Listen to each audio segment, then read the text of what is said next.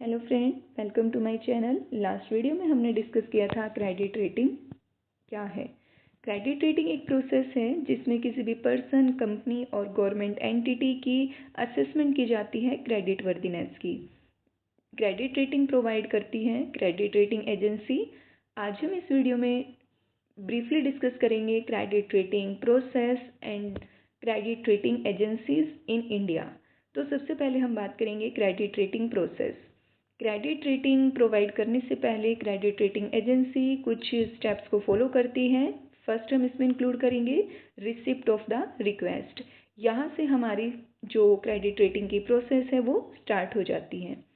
Issuer company जिससे अपनी company की अपनी फाइनेंशियल प्रोडक्ट की रेटिंग करवानी है, वो क्रेडिट रेटिंग एजेंसी के पास एक फॉर्मल रिक्वेस्ट सेंड करती है और जैसे ही वो एक्सेप्ट हो जाती है तो दोनों ही कंपनीज मींस इश्यूअर कंपनी और क्रेडिट रेटिंग एजेंसी एक एग्रीमेंट में एंटर कर जाती हैं, जिसमें कुछ टर्म्स एंड कंडीशन को भी डिसाइड किया जाता है, कुछ एस्पेक्ट को इंक्लूड किया जाएगा, जैसे कि credit rating agency issuer company की इंफॉर्मेशन को कॉन्फिडेंशियल रखेंगी, किसी के साथ डिस्कस नहीं करेंगी और ना ही उसे किसी तरह से डिस्क्लोज किया जाएगा।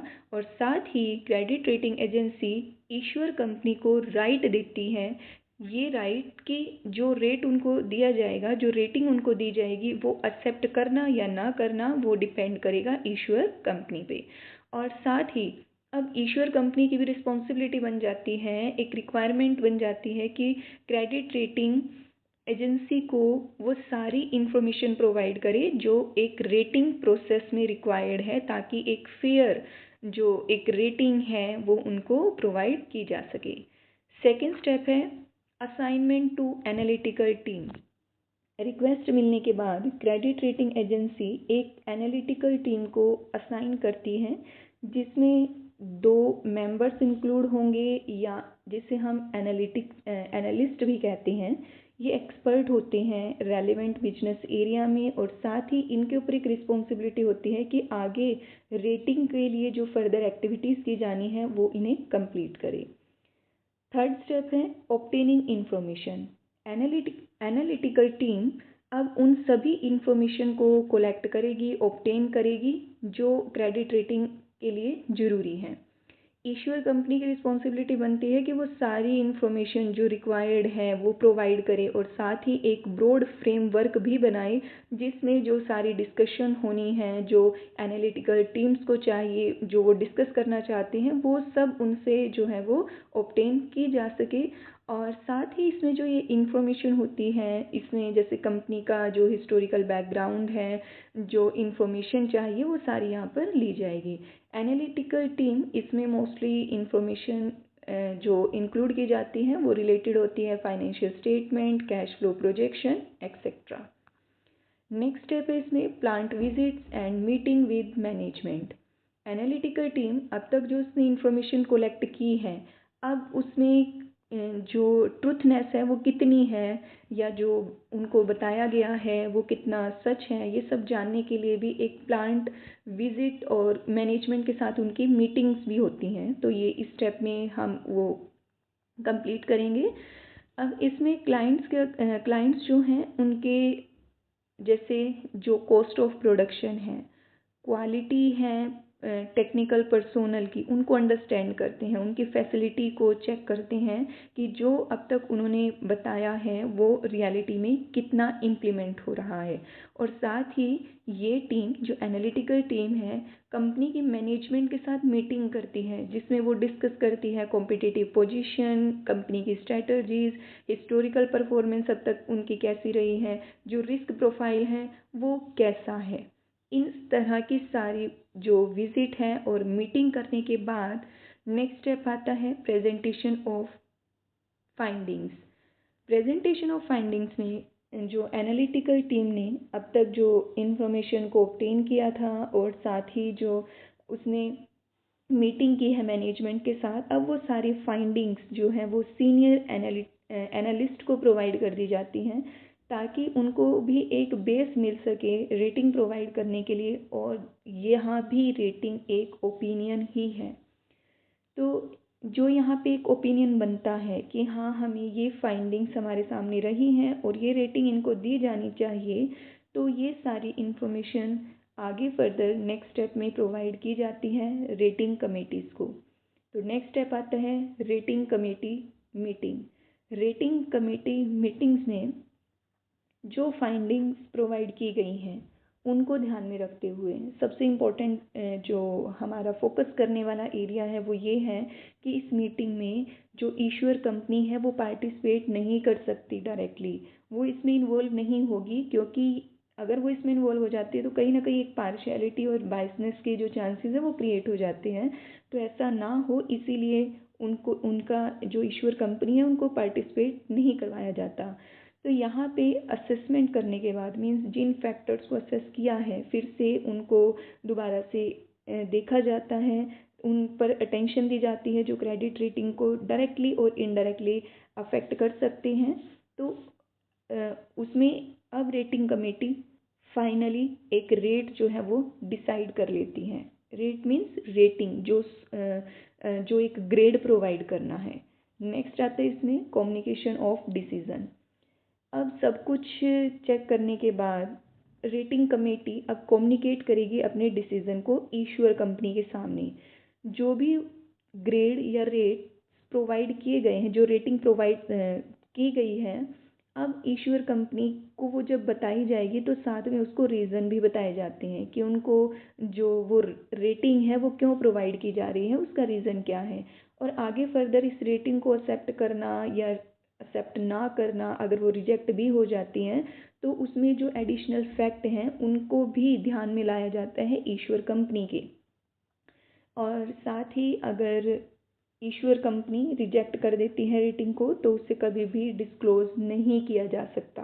मीन्स अगर रिजल्ट कहीं ना कहीं अगर पॉजिटिव होते हैं तो वो आगे पब्लिक में अनाउंस किए जाएंगे। अगर कंपनी ही उससे एक्सेप्ट नहीं कर रही है या वो आगे और इम्प्रूवमेंट करना चाहती है फ्यूचर में, तभी जो है वो बताई जाएगी, नहीं तो अदरवाइज उस डिसीज़न को, उस रेटिंग को डिस्क्लोज नहीं किया जाता, उसे कॉन्फिडेंशियल रखा जाता है। नेक्स्ट स्टेप आता है इसमें dissemination to the public means प्रचार। जो इश्यूअर कंपनी अगर रेटिंग को एक्सेप्ट कर लेती हैं तो क्रेडिट रेटिंग एजेंसी उसे एक कम्युनिकेट कर देती हैं अपनी रिपोर्ट के थ्रू, प्रिंटेड रिपोर्ट के थ्रू पब्लिक में, जिससे इन्वेस्टर्स को भी एक इन्फॉर्मेशन मिल सके, जो हमारे पोटेंशियल इन्वेस्टर हैं जो अभी सोच रहे हैं कि वो उन सिक्योरिटीज़ में इन्वेस्टमेंट करना चाहते हैं।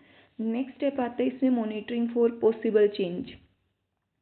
अब यहाँ पे क्रेडिट रेटिंग एजेंसी का काम ख़त्म नहीं हो जाता कि अगर उसने इश्यूअर कंपनी की सिक्योरिटीज़ को या इश्यूअर कंपनी को अगर रेटिंग या ग्रेडिंग दी है, अब वो फाइनली उनकी रिस्पॉन्सिबिलिटी ख़त्म हो जाती है। ऐसा नहीं है। अगर कंपनी उस रेटिंग को यूज़ करना शुरू कर देती है, चाहे अब उसे AAA रेटिंग प्रोवाइड हो या D प्रोवाइड हो, अगर वो एक्सेप्ट करके उसको यूज़ करना शुरू कर देती हैं तो क्रेडिट रेटिंग एजेंसी की रिस्पॉन्सिबिलिटी और दुगनी हो जाती है, क्योंकि उसे एक कंस्टेंटली मॉनिटर करना पड़ता है एनवायरनमेंट को कि क्या क्या चेंजेस हो रहे हैं एनवायरनमेंट में, और वो जो चेंजेस हैं वो कैसे अब एट प्रेजेंट उन इंस्ट्रूमेंट पर, डेट इंस्ट्रूमेंट पर एक इम्पैक्ट डाल रहे हैं। तो वो लाइफ टाइम तक मतलब उनको वो चीज़ जो है वो मॉनिटर करनी होगी। इसमें हमारे जो रीज़न बन सकते हैं चेंजेस का, जैसे कि new politicals, economic and financial development, या इंडस्ट्रीज़ में जो ट्रेंड है उनका चेंज हो जाना। अगर कोई चेंज होता भी है तो अब वो क्रेडिट रेटिंग एजेंसी कैसे बताएगी पब्लिक को कि ये चेंजेस हुए हैं और रेटिंग पर क्या इम्पैक्ट पड़ा है, वो बताया जाता है।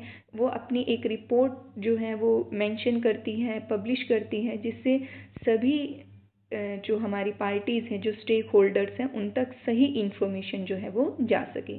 तो ये थी हमारी क्रेडिट रेटिंग प्रोसेस। नेक्स्ट हम इसमें डिस्कस करते हैं credit rating agencies, top credit rating agencies in India. First आती है इसमें credit rating information service of India limited.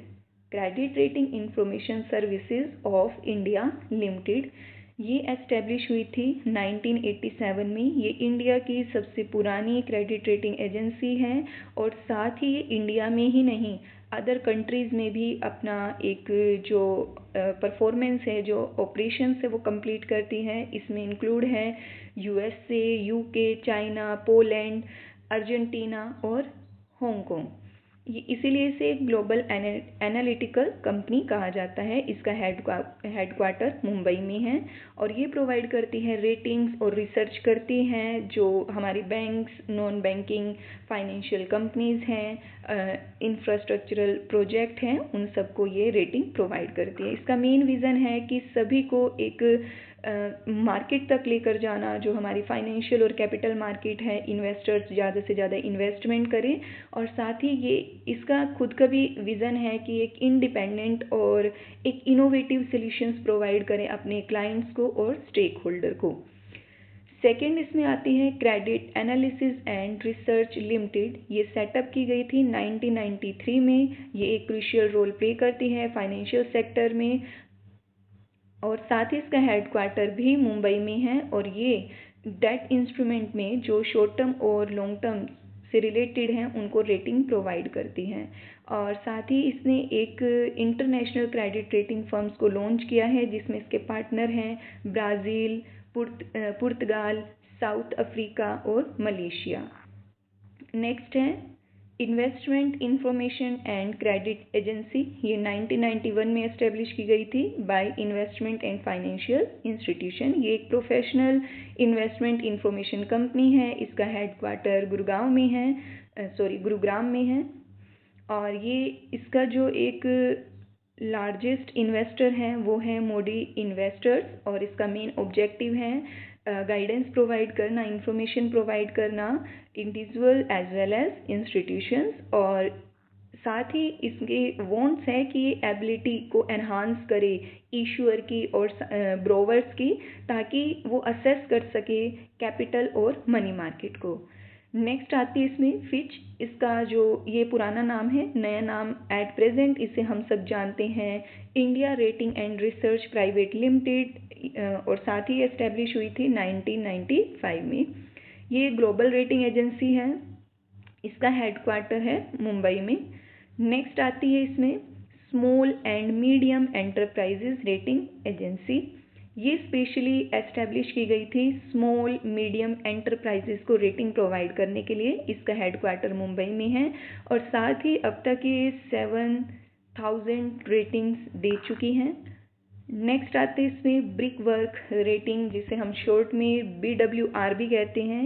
ये 2007 में एस्टेब्लिश की गई थी। इसका हेडक्वार्टर है बेंगलुरु कर्नाटका और साथ ही ये सेबी के अकॉर्डिंग ये रजिस्टर्ड है और ये bank loan, FDI, commercial papers इन सबको जो है वो रेटिंग प्रोवाइड करती है। इसमें टूरिज्म एरिया, एजुकेशनल इंस्टीट्यूट और फाइनेंशियल इंस्टीट्यूट इन्वॉल्व होता है। लास्ट आती है इसमें acute rating and research limited. इसका हेडक्वार्टर मुंबई में है और साथ ही ये अब तक नियरली 8300 अलग अलग सिक्योरिटीज़ और डेट को रेटिंग प्रोवाइड कर चुकी हैं। आई होप आपको ये वीडियो क्लियर होगी और साथ ही आज का टॉपिक भी क्लियर होगा। अगर आपका कोई डाउट रह जाता है तो उसे कमेंट सेक्शन में ज़रूर मेंशन कीजिए ताकि उसे सॉल्व किया जा सके और मेरी वीडियो को ज़्यादा से ज़्यादा लाइक और कमेंट्स कीजिए। अगर आपने मेरे चैनल को सब्सक्राइब नहीं किया है तो उसे सब्सक्राइब कीजिए। Thank you.